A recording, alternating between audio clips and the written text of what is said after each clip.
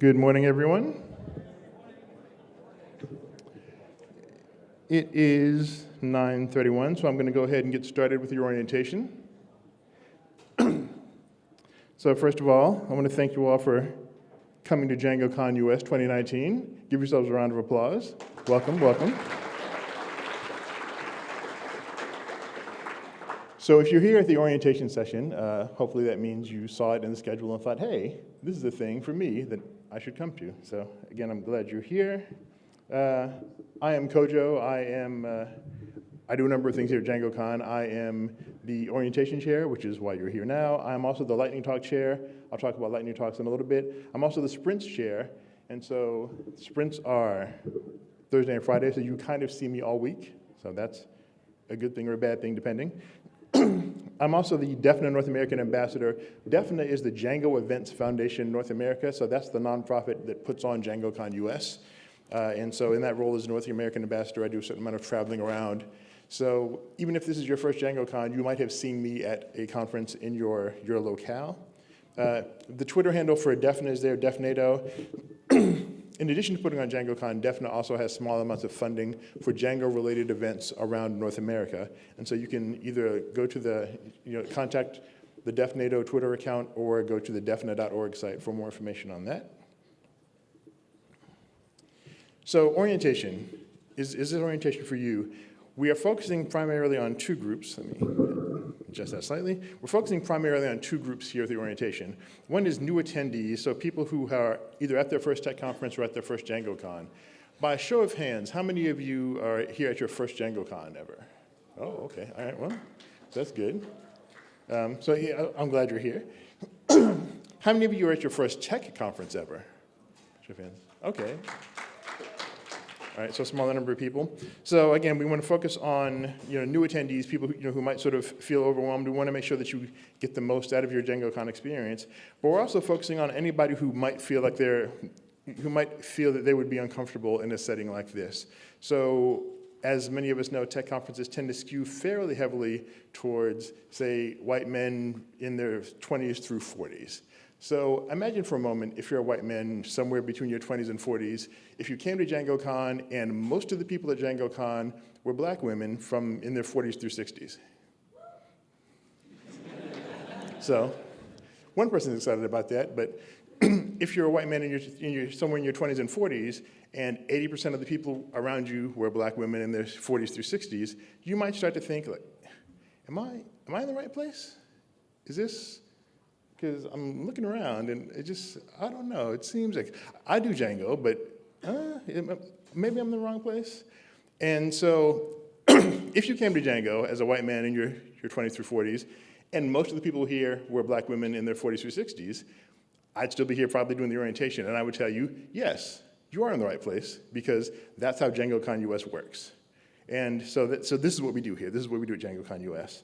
And so we focus on people who might feel uncomfortable, but also partially because of underrepresentation, but also just because you might be uncomfortable in a large group of strangers, because unless you brought your entire company with you, you might be the only person here. And so we want to make sure that you feel comfortable and that you get off to the right start, get a proper footing as you get started. And you might be trying to figure out, well, what do I even do at DjangoCon? How do I DjangoCon? So one of the first things we're going to talk about is the code of conduct. And I'm not going to spend a whole lot of time going through the details of the code of conduct. The link is here, it is on the website, and you can look at it in more detail. But one of the most important parts about this is that we want you to be safe and to have a pleasant time at DjangoCon. And if you feel that you need some sort of assistance as relates to the code of conduct, we don't want you to feel afraid or ashamed or embarrassed to ask for assistance. That's literally what it's there for.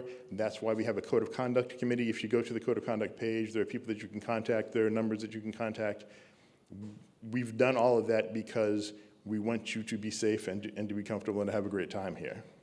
There are two things that two important things I want to point out. One, here at DjangoCon US, we do not tolerate any sort of harassment of any type. That's just not a thing that we have here.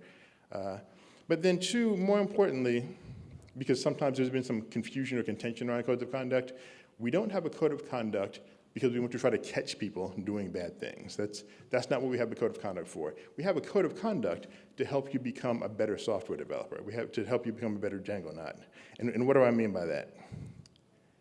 This is the reality. Software development is a difficult thing. Whether it's actually writing code, testing code, deploying that code. Django's a web framework, so all the web-related things, the HTML, the CSS, the JavaScript, making it performant, keeping things updated, learning those concepts, and then implementing those concepts are all difficult in and of itself on their own. And so why would you want to then add social difficulties to that? So you're here at DjangoCon US to learn more about Django or about software development or about web development. We don't want you to have to worry about other things. And this is what the code of conduct is for, to help allow you to focus on becoming a better software developer and not to worry about these other things. There is often a narrative in technology that says, well, when I was learning to code, or when I was learning technology, I had to deal with harsh people and harsh environments, and that's just how learning to code is. And so new people who are learning to code also have to go through that, because that's just how learning to code is. Here at DjangoCon US, we don't agree with that. We sort of actively reject that narrative, and the fundamentals of learning to code are difficult enough in and of themselves. So we want you to be in an environment that is as relaxed and as friendly as possible so that you can focus on learning the actual technical details of whatever it is you're trying to learn here at DjangoCon. And so the code of conduct sets the set of expectations so that you can focus your mind on those things, on the actual software development and not on other issues, or worrying about how people might respond to you if you're a woman or if you're transgender or if you have a mobility issue or if you're unfamiliar to them in some way. One simple tip that is useful in interacting with folks while you're here at DjangoCon is to try to avoid certain sort of what I call nerd humor anti-patterns. For instance, one person will say, oh, well, hey, here's this topic, and it makes me very uncomfortable. And then person two says, oh, I'll make a comment about topic X. Ha ha, just kidding, because I was doing it ironically. No, don't do that. It's not funny. Just don't do it. Literally an anti-pattern. You're making things worse. Don't do that. And so with that being said, we're going to move on to focus. As I said, the code of conduct is here to set expectations, to allow you to focus on becoming a better DjangoNaut or a better software developer. So how do you do that? How do you get the most out of DjangoCon?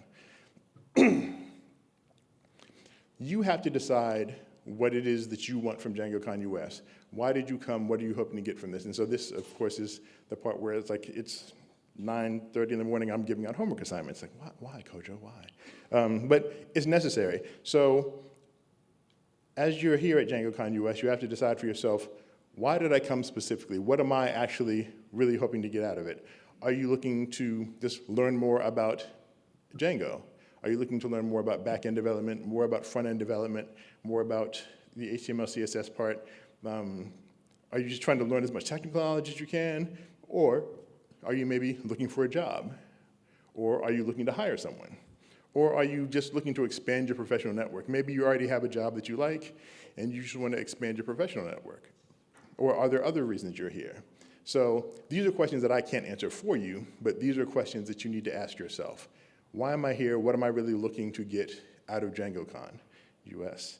And the reason this is so important is because this will determine that this answer or this set of answers will determine what you do for the rest of the week while you're here.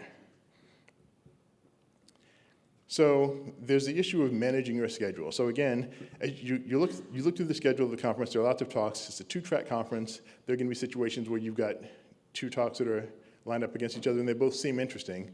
The question of how do you go to which talk, which talk do you go to and when and why, that's going to be based on what your motivating reason for being here is. And so talk selection is important, but also recognizing that you don't have to go to every talk. All the talks are recorded. There's a certain amount of energy management that I'll talk about as well. And so you can determine how you're going to manage your energy and how you're going to manage your schedule based around what it is you came to do, what your primary goal here at DjangoCon US is. I'd also point out that the schedule is on the website, but then there's also the guidebook application that is available on iOS device, well, on most mobile devices. And that's helpful for just helping you pick out what you want to do and where you want to go and that sort of thing. One thing I will point out for DjangoCon this year, and so most of you are new DjangoCon attendees, so you might not know what past DjangoCons are like, but this year we have a slight format change. Normally we have talks Monday, Tuesday, and Wednesday.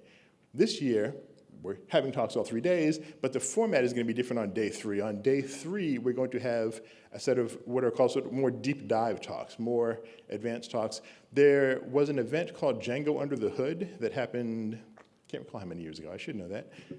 But at Django Under the Hood, they went, the talks went into much more detail about sort of the underlying guts and machinery of Django.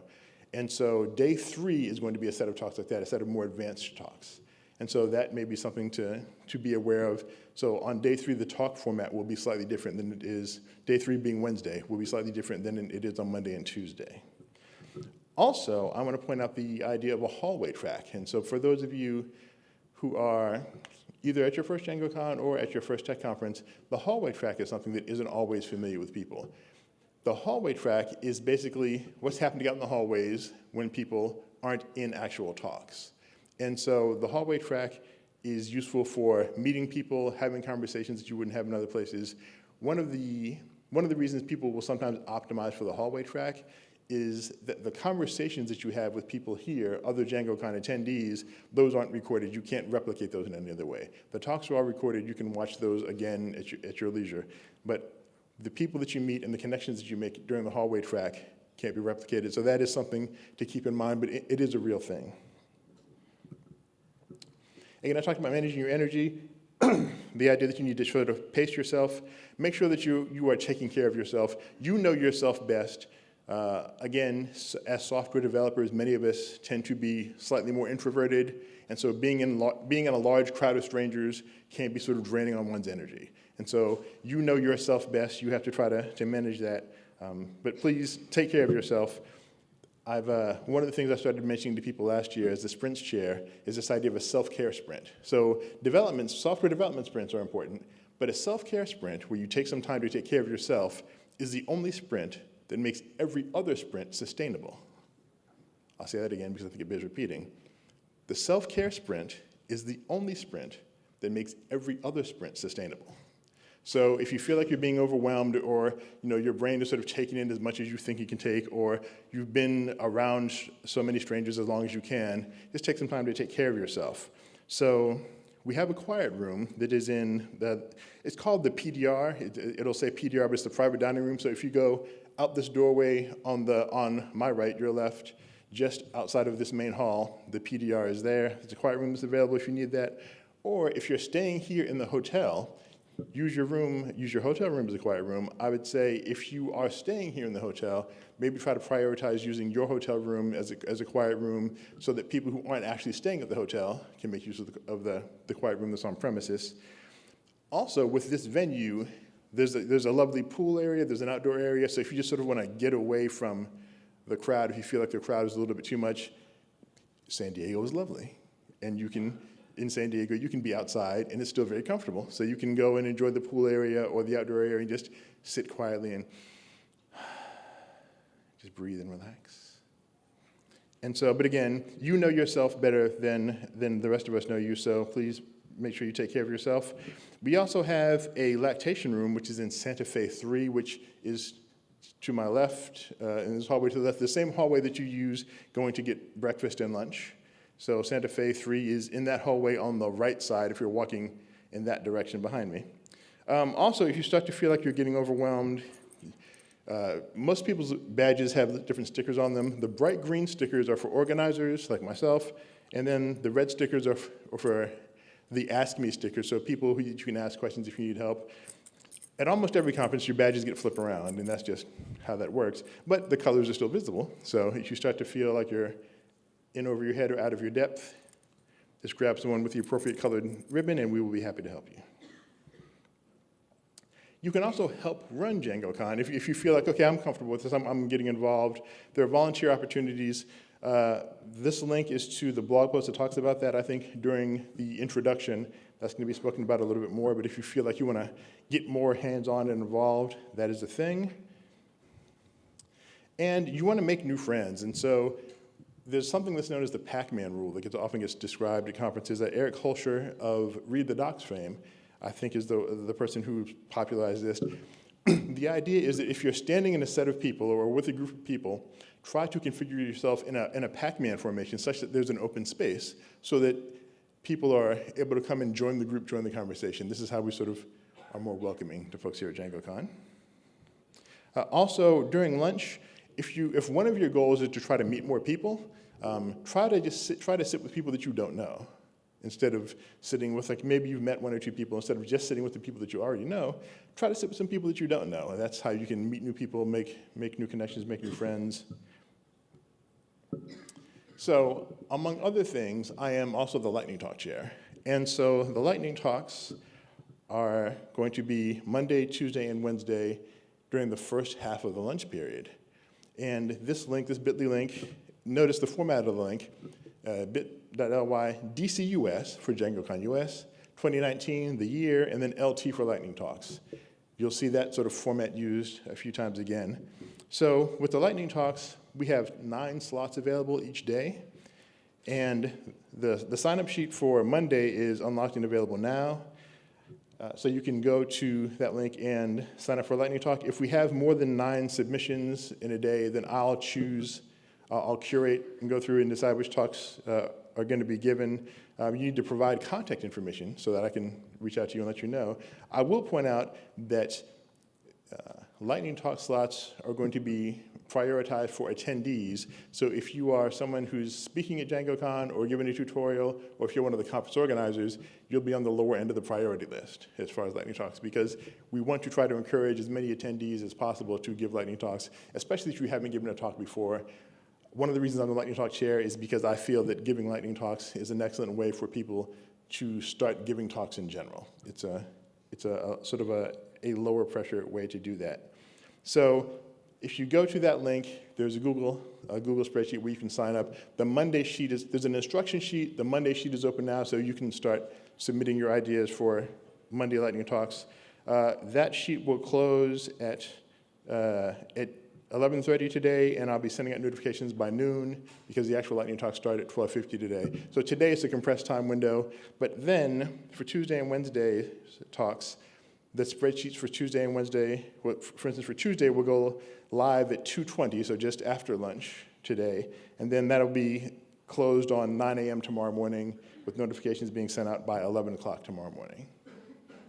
So that is the Lightning Talks. We also have situations where we often have people from other conferences.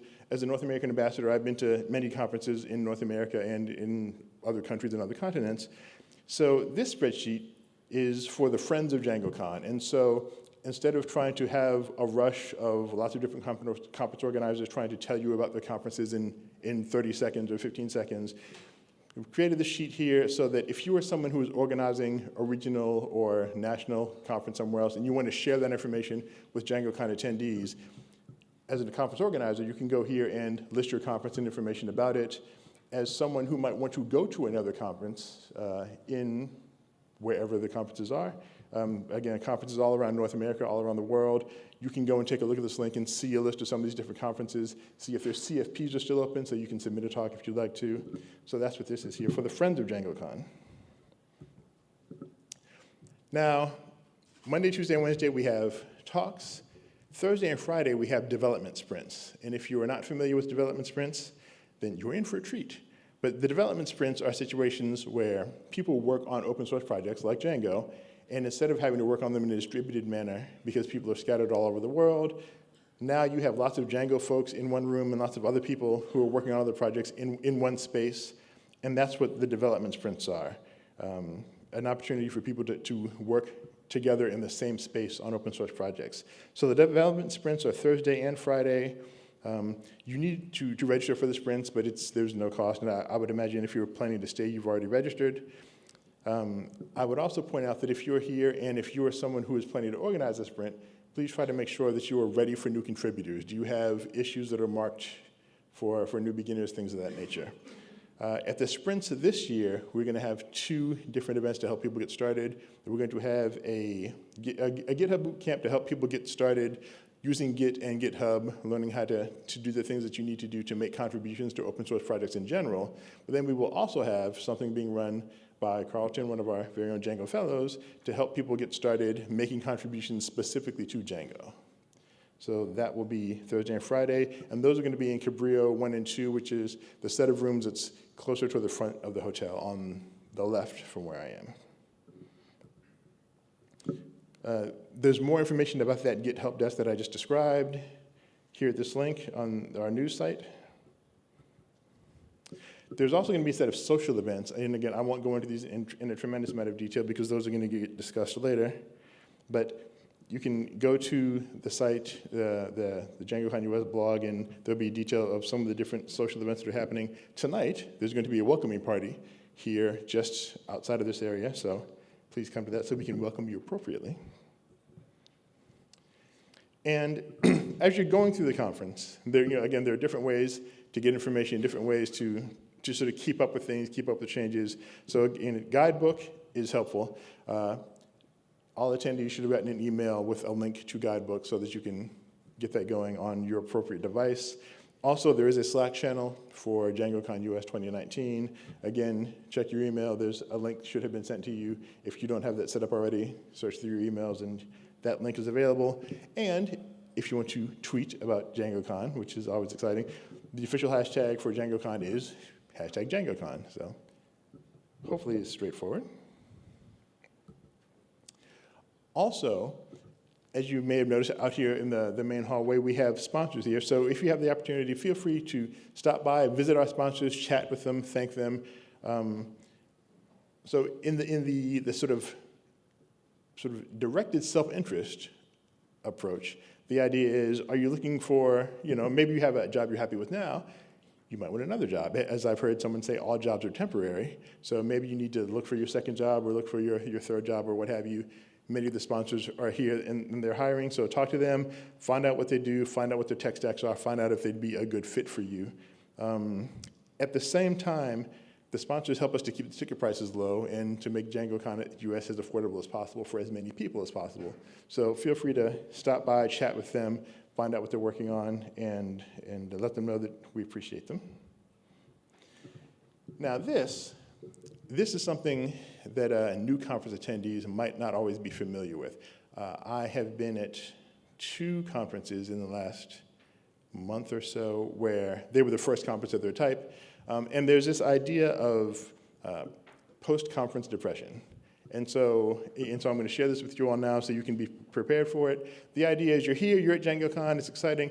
I'm going to assume that you're here at DjangoCon US because you all are interested in Django, yes? And where you work, you might be one of the few people who's really interested in or excited about Django, yeah? I mean, like you've maybe got some other coworkers, but how many of you work at a company that's like all Django all the time? Okay, well, see, you guys are good. So for these people, when you go back to work, you'll be like the hero. And people are like, oh, you went to Django. Tell us about the DjangoCon. It was so awesome. Share with us your wisdoms from DjangoCon. But for many other people, you go back to work, you go back to your home life, and you won't be surrounded by Django people anymore. You have like a week of being surrounded by Django people who are all like, yeah, Django. And you get home and it's like, oh. So post-conference depression is a real thing. It happens. For some of us who have been coming to conferences for a while, it's a chance to see our friends and that kind of thing. So I wrote a blog post after coming back from PyCon Africa in August, because that was also had many first-time conference attendees. So post-conference depression is a real thing.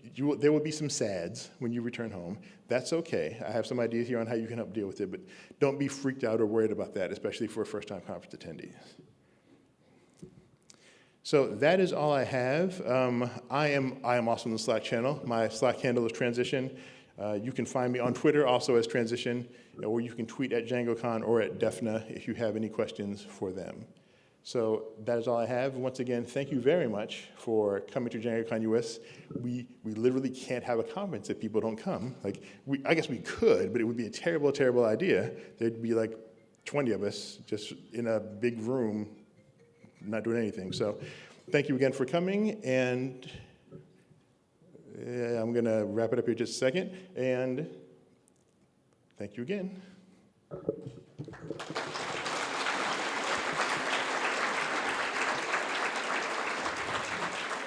Good morning, everyone. Good morning. It's so good to see all of you here today. I think it's 10 on the dot, so I guess we'll go ahead and get started. Good morning. Welcome to your first day at DjangoCon. I'm Jessica Deaton. I'm conference chair this year. I'm Sarah Gore. I'm the co-chair.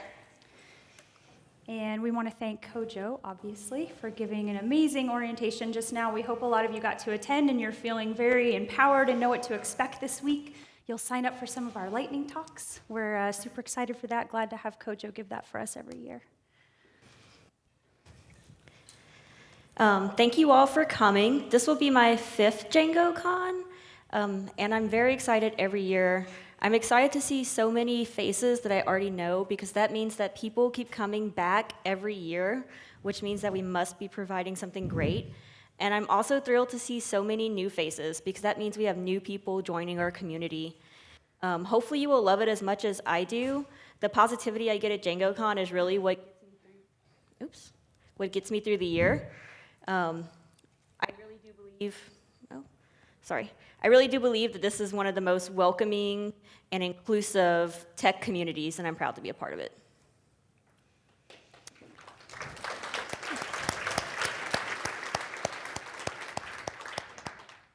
I'm really proud of our lineup of talks this year, and also proud that for the first year ever, we have live captioning for all the talks.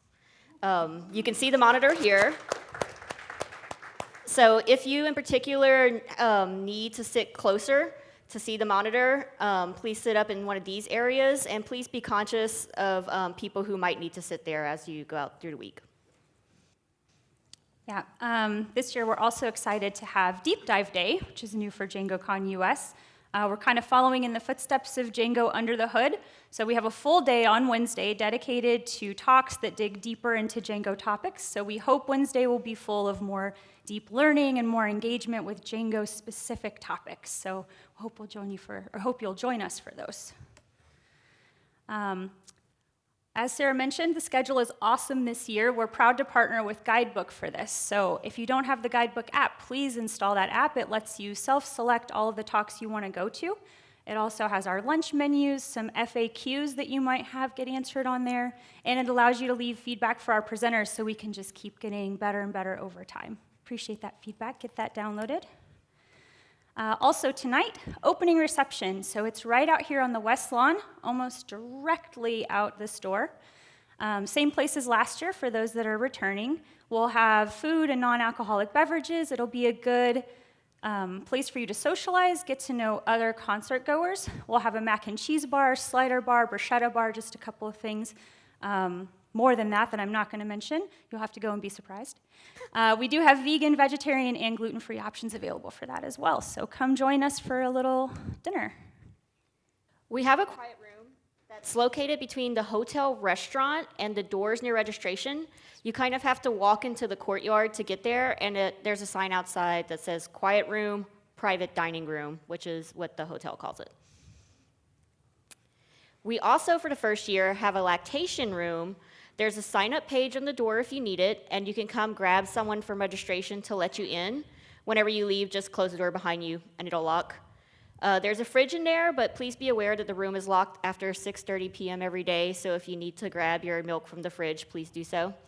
The room is located at the end of the hall that's leading to the pavilion, so if you're walking towards where the food is, you'll see it on your right. Okay, we also have lightning talks. If y'all were here for the orientation talk, you should have already heard about these. They're quick 5-minute talks. They can be about anything. The slots go pretty quickly, so if you're interested, go ahead and sign up. The link is here. Also, if you have questions about lightning talks, you can get with Kojo, who's right over here. He is our lightning talk guru. Also, if you have a conference that you'd like to promote, we have lots of people here that also organize for other conferences, so feel free to add your conference to this list. And if you're interested in other conferences that are like Django, DjangoCon US, you can go there and check those out and maybe attend those this year too. For social media, please make sure to tweet us. We're #DjangoCon, and we're using the sailboat emoji this year. We love to see your key takeaways from talks. We like to see the fun that you're having, so post that so that those of us that are working get to actually see how much fun you're having. We also have a professional photographer walking around. You'll see him here. So we have lanyards this year that let people know, I see that a lot of you have them, whether or not you prefer to be photographed. So red means please don't photograph me. Yellow is to ask. Blue is I'm fine with being photographed. This is not just for our professional photographer, though. If you are taking pictures and planning to post them to social media, please be mindful of the people you might capture, okay? We also have pronoun buttons again this year. These have been designed for us by YupGup. They're amazing. If you haven't picked them up, they're at the registration desk. Feel free to use them, but they are optional. Food, one of my favorite topics. So we provide breakfast and lunch. The menus are available on the schedule and guidebook. Early lunch is going to start at 12:50, but that's the same time as lightning talks. So if you aren't attending lightning talks, you can attend lunch at 12:50. Otherwise, regular lunch is at 1:40. We should have a line for food, 2 lines for most of the food, and then a special designated section for vegetarian, vegan, and gluten-free options in the back of the pavilion. There will still be other options that are vegan and gluten-free on the main lines, like fruit and things like that, but usually there'll be some kind of reserved protein or something in the back for the special diets. And if nothing at the given lunch or breakfast accommodates whatever your diet is, please talk to the hotel staff because they said that they're eager to help us out. So we'll find something that can accommodate you.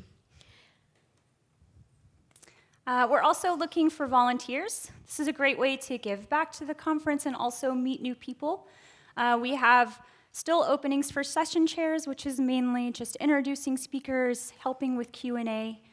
We also are looking for sprint volunteers, so if you want to help somebody get started with sprints, help them learn how to make their first commit, or if you just want to help some of the amazing projects that we have people sprinting on this year, go ahead and sign up on that spreadsheet. The link is up here. If you have questions about what any of those roles are about, there's answers for that on the spreadsheet, or you can come grab an organizer and we're happy to explain. Obviously, we have a code of conduct here, and we thank you for everybody helping to make this a welcoming and inclusive environment. Over the week, we just ask that you kind of keep an eye out for each other. If you see someone without a lanyard, point them to the registration desk so that we can make sure that they're checked in and they should be here. If you see somebody that you think might be getting hassled, please let us know. If you see something, say something. Email us here at coc@DjangoCon US or give us a phone call. If you're being hassled, feel free to just talk to one of us in person, or you can reach out to us this way if you're more comfortable. So we couldn't do this every year without our sponsors. We'd really like to give a round of applause to our platinum sponsor, 23andMe.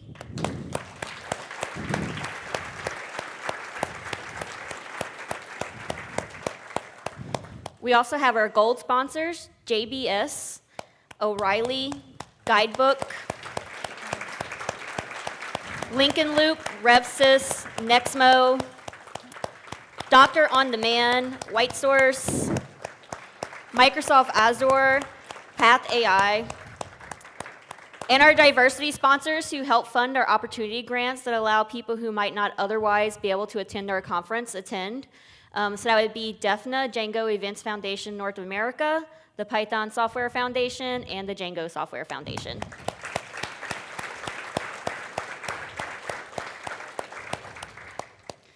Okay, so without further ado, you've heard enough from us. We want to get to our first keynote here for 2019. We're super excited to introduce Matt Mitchell. He is a hacker. He's the director of Digital Safety and Privacy at Tactical Tech, also known as the Tactical Technology Collective. In his work there, Matt leads security training efforts, curricula, and organizational security for the organization in their mission to raise awareness about privacy, provide tools for digital security, and mobilize people to turn information into action. Matt is a well-known security researcher, operational security trainer, data journalist who founded and leads Crypto Harlem, an impromptu workshop teaching basic cryptography tools to the predominantly African-American community in Upper Manhattan. And we are so honored and excited to have him here today. So if you will, please welcome Matt Mitchell. Grab this laptop.